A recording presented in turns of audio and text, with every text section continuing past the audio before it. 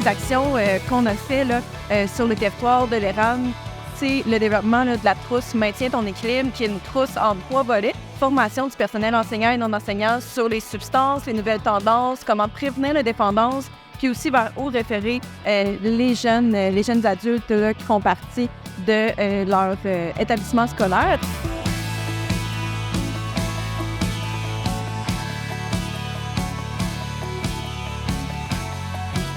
On s'est allié avec nos différents organismes pour donner la formation à un comité de jeunes précisément. Donc, les jeunes allaient participer à différents midis, par exemple avec Action Toxicomanie, avec Écrit-Justice, pour en nommer quelques-uns. Ils ont créé des objets promo, qui ensuite étaient distribués sur les 2 territoires de l'Érable et de Arthabasca à tous les jeunes du secondaire. Donc, c'est vraiment un projet par et pour le comité de jeunes qui s'est allié avec les partenaires pour monter un super de beau projet.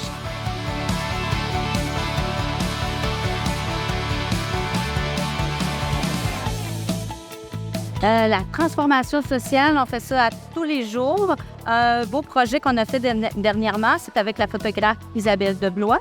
Les jeunes ont avec les personnes âgées, ils ont essayé de découvrir c'était quoi leur passion. Et les jeunes ont pris ces passions-là en photo et on a fait une exposition. Alors, on a approché de l'intergénérationnel et ce qui est formidable là-dedans, c'est que les jeunes apprennent que même si on est âgé, on a des passions et on vit encore. On est encore très, très vivant. Bonjour à vous et bienvenue à l'émission Rhizome. La Corporation de développement communautaire de l'Érable est fière de vous présenter cette série de 5 émissions portant sur la transformation sociale. D'entrée de jeu, nous aimerions remercier la Ville de Plessisville pour son soutien financier sans qui cette série d'émissions n'aurait pas pu être possible. Tout d'abord, avant de vous présenter nos invités du jour, permettez-moi de me présenter le concept de l'émission et de me présenter. Donc, je suis Caroline Moreau, directrice générale de la Corporation de développement communautaire de l'Érable. La CDC de l'Érable a pour mission de regrouper les organismes communautaires et les entreprises d'économie sociale du territoire de la MRC ou qui œuvrent sur son territoire pour favoriser leur participation active au développement socio-économique. Nous avons donc une portion de nos actions dirigées envers nos membres, donc transmettre des informations, les soutenir dans leur gouvernance, leur gestion d'organisation et notamment les représenter auprès des instances. L'autre partie de notre mission est en fait en lien avec nos partenaires et nos membres pour apporter un développement social cohérent dans le territoire. La CDC de l'Érable, comme la majorité des organismes communautaires qui en sont membres, sont des organismes d'action communautaire autonomes. Sans refaire toute l'histoire, rappelons que l'action communautaire a été définie dans une politique québécoise qui, soyons-en fiers, est unique au monde et qui reconnaît la contribution essentielle à l'exercice de la citoyenneté et au développement social du Québec. Au cœur de cette contribution se retrouve la notion de transformation sociale. Évidemment, cette visée de transformation sociale est nourrie par des valeurs fortement ancrées dans le milieu communautaire. Qu'est-ce que ça veut dire agir dans une visée de transformation sociale pour nous? Alors, c'est d'agir avec des actions qui vont œuvrer pour une plus grande justice sociale, pour un progrès social qui va profiter au plus grand nombre, qui aide les gens à améliorer leurs conditions de vie, de travail, d'études, etc., qui aide les gens à défendre leurs droits et à combattre les discriminations, et donc à faire un monde plus inclusif et plus juste, qui vont offrir un lieu de participation citoyenne pour donner une voix à celles et ceux qui sont généralement exclus des débats publics et qui va contribuer à améliorer des lois ou des politiques publiques. Comment ça se fait concrètement? Donc, ça peut se faire par l'organisation d'activités qui visent l'appropriation ou la compréhension, tant sur le plan collectif qu'individuel, des enjeux que nous vivons. Ces activités vont favoriser la prise de pouvoir et la reprise de pouvoir individuel et collectif et partager la responsabilité et la prise en charge des enjeux.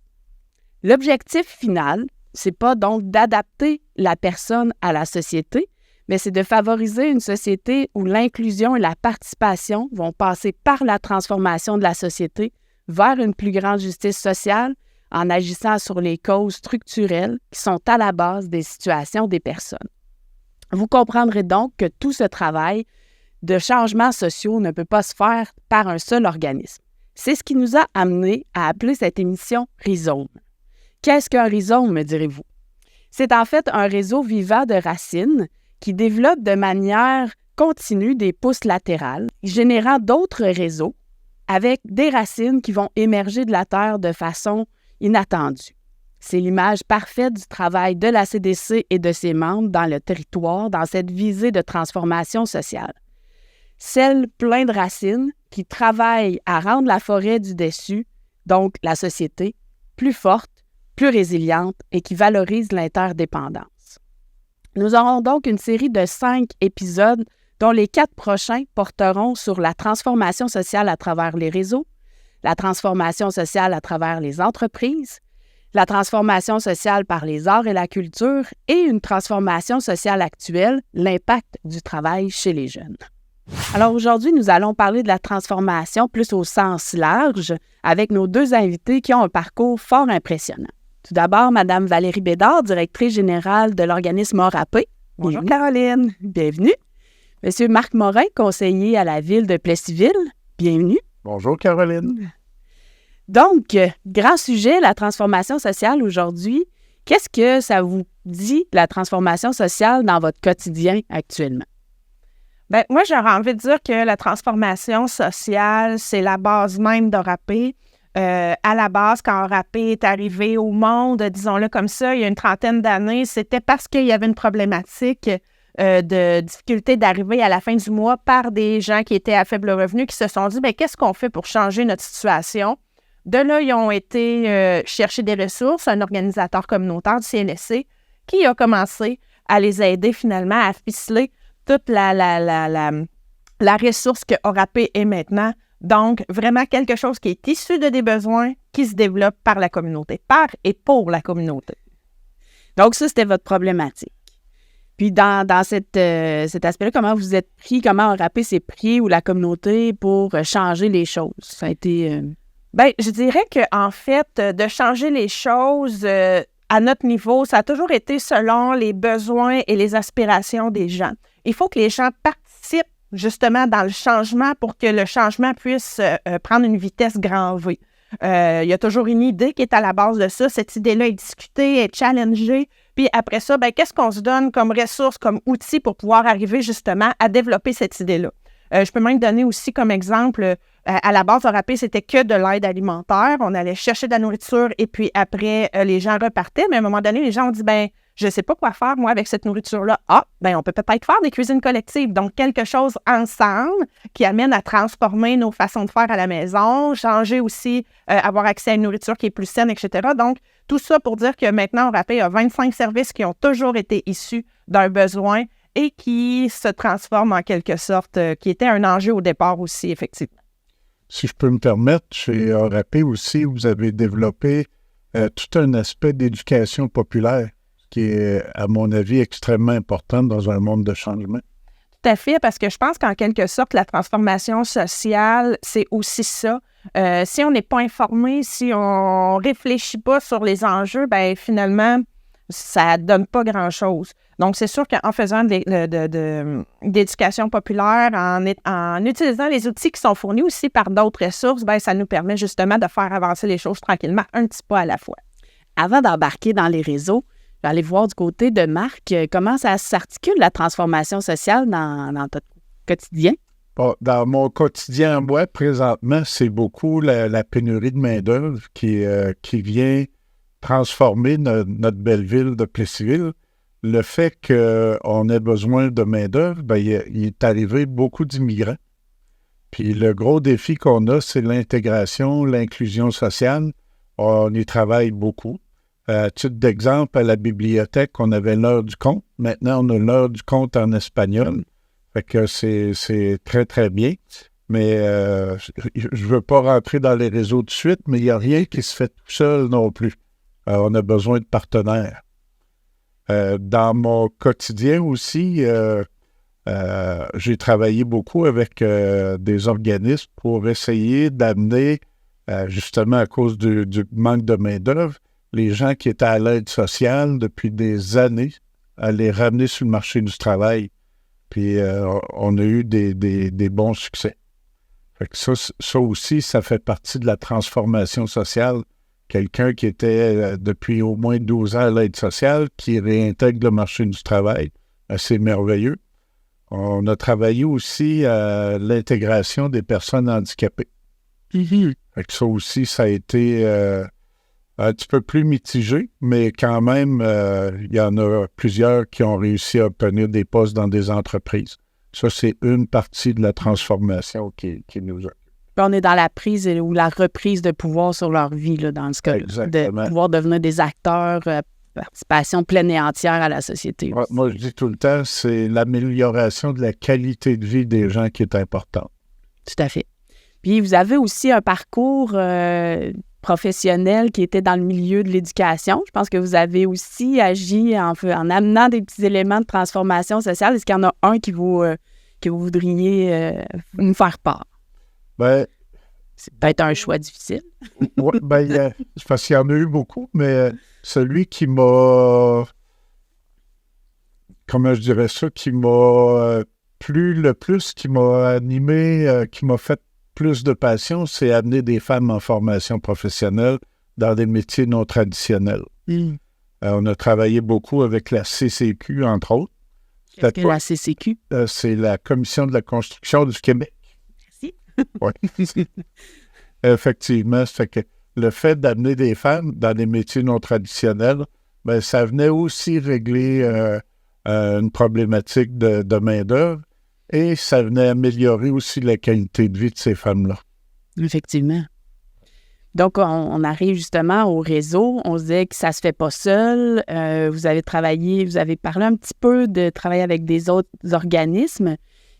Comment vous faites pour travailler justement en réseau? Comment ça s'articule, cette... Premièrement, il faut se connaître. Ouais. Deuxièmement, il faut se parler parce que j'ai travaillé beaucoup avec le milieu communautaire, puis c'est un monde merveilleux d'idées. J'ai pas fini de travailler avec le milieu communautaire. On a un beau dossier qui s'appelle l'Église Saint-Calixte à Plessisville. L'Église Fatima ainsi que le presbytère, puis on a besoin d'idées. Fait qu'avec le milieu communautaire, je suis certain qu'on va avoir des idées extrêmement intéressantes pour nourrir cette Église-là. Depuis, dans tous les aspects de ma carrière, j'ai travaillé beaucoup avec ORAP, avec M. Caliuri à l'époque. C'était très enrichissant. Quand il y a eu le feu aussi, on a travaillé ensemble pour essayer de trouver des solutions. Je pense que c'est comme ça qu'on finit par transformer notre société en se regroupant, en se parlant. On trouve des solutions enrichissantes. Tout le monde peut faire un petit bout de chemin pour finir par faire un beau grand voyage. Tu dois être conscient de l'interdépendance de tous ces gens, ces acteurs-là des réseaux. Exactement. Je pense que j'aurais le goût de dire aussi que dans la communauté telle qu'on est, l'interdépendance, comme tu viens de le mentionner, c'est nécessaire et essentiel. Je ne veux pas dire que dans les grands centres, c'est différent, c'est la même chose aussi. C'est juste que nous, en étant une communauté qui est tissée serrée, de se connaître et de se parler, des fois, c'est peut-être un peu plus facile même puisqu'on se rencontre au quotidien, on vit avec des fois les mêmes problématiques ou avec le même type de clientèle aussi. Je dirais aussi que par rapport au réseau, la première ligne de la mission d'ORAP, c'est ça. En collaboration avec les partenaires du milieu, offrir des services de soutien pour les gens à faible revenu. Donc, c'est sûr que le réseau, c'est hyper important. On dit souvent que seul, ça va plus vite, mais en groupe, on va plus loin. Donc, je pense qu'en transformation sociale, c'est le nerf de la guerre de le faire en groupe pour pouvoir aller plus loin, faire avancer notre communauté, puis justement permettre aux gens qui sont... je vais dire, dans notre cas, les gens qui sont moins bien nantis, justement leur permettre pas de réintégrer parce qu'ils font partie intégrante de la communauté, mais peut-être de justement améliorer leur qualité de vie, trouver des solutions qui vont justement les emmener un peu plus loin. Puis c'est sûr que là, on parle beaucoup je parle ici de pauvreté, mais on a aussi le volet de développement durable en environnement, les gros encombrants. On est chanceux, je vais me flatter le dos là-dessus, mais on est chanceux d'avoir la richesse que ce soit nous qui fasse la collecte des gros encombrants parce que sur les 600 tonnes de matière qui sont ramenées chaque année, il y en a seulement que 18 % qui va véritablement au site d'enfouissement. Mais je dirais que ça aussi, c'était une transformation sociale à la base, d'avoir à faire le changement de je ne fais pas juste mettre mes choses sur le bord du chemin, je fais une action supplémentaire qui va faire du bien à l'environnement, qui va faire du bien à un organisme communautaire et qui va faire du bien à la communauté. Donc, vraiment, tous des aspects qui viennent toucher la communauté puis la transformation sociale. Donc, c'est ça qui est l'essentiel, je pense. Quand on réussit ensemble, avec le réseau, à identifier des problématiques, ben, c'est plus facile de fixer des objectifs puis atteindre nos buts. Je donne un exemple. Présentement, on a vu une très grosse transformation sociale à Plessisville. Après des décennies de chicanes ville-paroisse, maintenant, on s'entend, puis on s'entend pour le bien de la communauté, pour le développement de tous. Il a fallu qu'on identifie nos problématiques, il a fallu qu'on dise il faut les régler, travailler ensemble à les régler. Puis maintenant, que tu sois de la paroisse ou de la ville, il n'y en a pas de différence. L'Église Saint-Calix, c'est autant aux gens de la paroisse qu'aux gens de la ville, etc. Fait que c'est à se parler, puis à identifier les sources et travailler aux résolutions. Fait que c'est ce qui se fait aussi avec le réseautage. Je pense même que dans l'aspect de ville-paroisse, qui est intéressant aussi de mentionner, puis qui peut être utilisé dans d'autres aspects de la transformation, c'est justement de prendre le temps d'écouter les gens. Puis je pense que ça a été fait aussi. Il y a des consultations publiques. Bien, ça peut être ramené justement au niveau plus petit, c'est-à-dire au niveau des organismes communautaires. On a des façons, et autres aussi, on a des façons d'entendre et d'écouter les gens sur leurs préoccupations, sur leurs idées, sur leur façon de voir les choses qui font que justement ça bonifie les services qui peuvent être amenés justement en lien avec l'enjeu qui a été ciblé. Là. Bien, tout à fait. En partant à la base avec le fait d'avoir des membres qui sont justement les premiers concernés par la mission de l'organisme, bien, c'est eux qui nourrissent aussi la vie communautaire, la vie, les besoins, la réalité que l'organisme défend et avec lesquels, et ces réseaux, vont trouver des réponses. Donc ça, c'est un modèle intéressant qui est encore là. Je suis assez fière du milieu communautaire, mais donc qui est assez unique au monde aussi dans son fonctionnement. Effectivement, puis on a tout intérêt à soutenir le milieu communautaire de plus en plus, parce que souvent, c'est là qu'on retrouve nos solutions. Bien, c'est une flexibilité aussi dans la réflexion, puis justement dans cette approche-là, avec les groupes, il y a une pratique dans la transformation sociale qui s'appelle « faire avec les gens ». Valérie, vous en avez parlé un petit peu tout à l'heure avec le par et pour, mais on a cette notion-là de travailler avec les gens, donc de les inclure dans les réflexions, dans les actions qui sont en amont de qu'est-ce qu'on va trouver comme solution collective aussi. Tout à fait, parce que des fois, on pense une solution, puis finalement, on fait des essais-erreurs, puis on se rend compte que non, c'est pas ça du tout la solution pour le besoin qui a été exprimé. Donc, on passe à autre chose, puis on bonifie ou on change notre façon de faire, on se transforme, quoi. Notre ville se transforme assez rapidement aussi parce que quand on regarde, on avait le Festival de l'érable cette année, comme depuis des années et des années. Puis tout le long de la parade du festival, on voyait des Québécois pur laine, des Mexicains, des Québécois pur laine, des Guatémaltèques. Et, c'est de toute beauté. Assez que je me disais, il faudrait qu'on ait un char allégorique avec tout ce beau monde-là ensemble, que ce soit représentatif. C'est une des valeurs, justement, qui sous-tend la transformation sociale, d'être une communauté, une société inclusive où chacun a la participation pleine et entière dans son intégrité aussi. Ça, c'est important. Puis, ce qui est intéressant de soulever dans cet aspect-là, c'est justement qu'on peut le voir de façon particulière dans les activités. Puis, qu'on s'approprie aussi notre collectivité ensemble, de participer dans cette diversité, dans cette inclusion-là aux activités. Effectivement, parce que c'est une richesse d'avoir tout ce beau monde-là avec nous maintenant. Ça nous aide à développer tous les milieux qu'on a, le milieu social, le milieu économique. Nos industries, présentement, notre parc industriel est plein, mais quand on va se regrouper, je souhaite que ça arrive, ça va nous permettre de développer plein de choses, puis on va avoir encore besoin de main-d'œuvre, de logement, de résidentiel, de commercial, d'industriel. Fait que faut se parler, il faut s'entendre, il faut se réseauter. C'est encore là des beaux gros enjeux. On parlait que la transformation sociale arrive quand on analyse une problématique, une situation qui demande à avoir des changements, des correctifs. On entend justement l'habitation, les places en garderie et tout ça, qui nous sont des problématiques actuelles. Ça exige déjà, il y a des gens qui sont en action aussi, mais ça va exiger aussi des réponses différentes, donc d'autres éléments de transformation sociale qui vont transformer notre communauté aussi. Et les groupes communautaires, par le fait même, dans leur pratique, et d'avoir peut-être plus de gens qui viennent les voir, parce que les groupes communautaires, c'est pas juste quand ça va mal, quand ça va bien aussi, c'est des lieux pour briser l'isolement, donc ça aussi pour un peu reprendre du pouvoir sur notre vie. Donc c'est vraiment dans l'ADN des groupes communautaires, je dirais, la transformation sociale. Ce qu'il faut se dire, c'est qu'on a besoin de tous et chacun. Le milieu de l'éducation ne sera pas bon s'il travaille tout seul. Le milieu communautaire, ça le dit, eux autres sont en réseau déjà, ça fait une force. Mais le milieu municipal a besoin du communautaire, le communautaire a besoin du milieu municipal, on a besoin du milieu de l'éducation. En tout cas, le milieu des industries, on a besoin. Ce qui est le fun, c'est qu'on a des industries qui s'impliquent beaucoup auprès de la communauté. Tout à fait. Puis je pense qu'à travers tout ça, il faut juste être agile puis prêt à à s'adapter en quelque sorte. C'est vrai qu'avec les nouveaux arrivants, ça amène des fois une dynamique de « Oh, on se comprend pas parce qu'on parle pas le même langage », mais il y a des façons de faire. Je pense qu'on peut y arriver maintenant à justement inclure tout le monde à travers tout ça.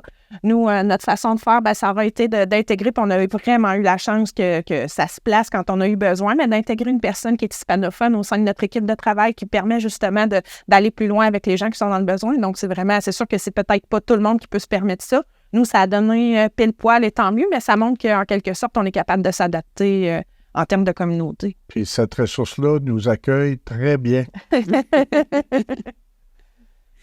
Est-ce que, là, il y a plusieurs défis, j'imagine que vous en avez nommé plusieurs à la ville, dans le milieu communautaire aussi. Dans vos prochaines années, la transformation sociale, vous la voyez comment ou sur quoi vous souhaitez agir dans... C'est une bonne question, ça aussi.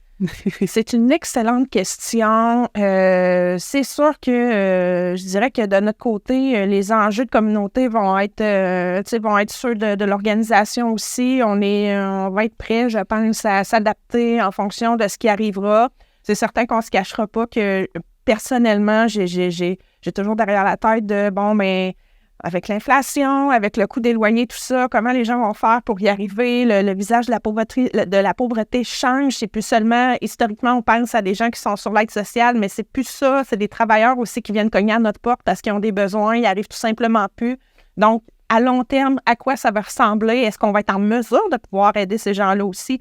Parce qu'on a une réalité aussi qui fait que est-ce qu'on va avoir un apport suffisant en nourriture? On est chanceux, comme Marc le disait, les entreprises sont vraiment très près de nous. Que ce soit financièrement ou en denrées et tout ça, le milieu est là pour nous supporter. Moisson Mauricie aussi de son côté.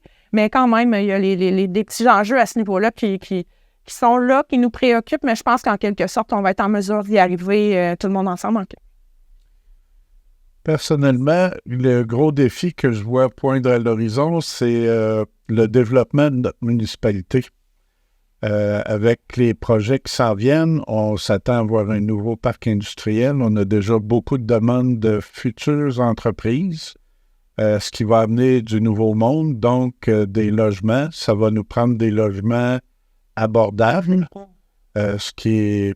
En tout cas, on en a des nouveaux logements, mais ça chiffre quand même à tous les mois, là. Fait que ça nous prend des logements qui vont être plus abordables, qui va permettre aux nouveaux travailleurs puis aux gens qui habitent déjà Plessisville d'avoir des logements. Là, c'est vraiment un casse-tête de trouver de la place pour tout ce beau monde-là.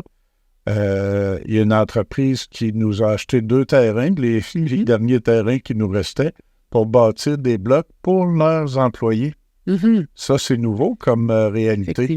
Je sais qu'il y a une autre entreprise qui y songe. La problématique, c'est nous, on n'a plus de terrain. Ça, c'est... Fait que si tu veux t'installer en quelque part, il faut trouver des nouveaux terrains. Je parle encore de regroupement, mais quand on va être regroupé, en espérant, ça va nous permettre de développer énormément.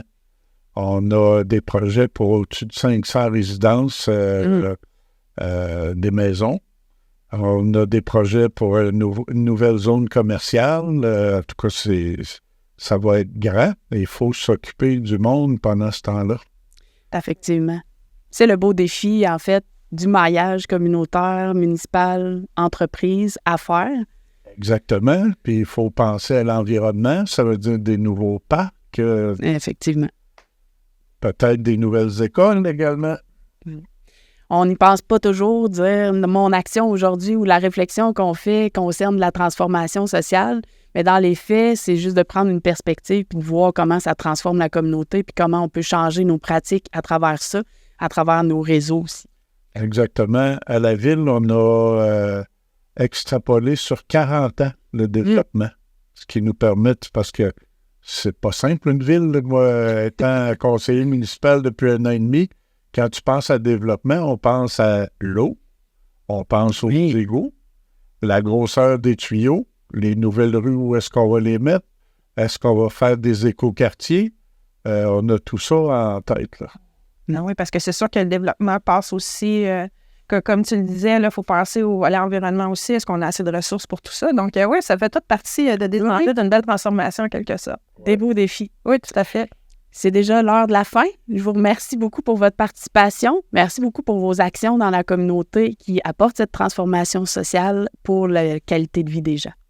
Puis merci à la Corporation de développement communautaire de se soucier de la qualité de vie des gens. C'est important. Merci. Merci.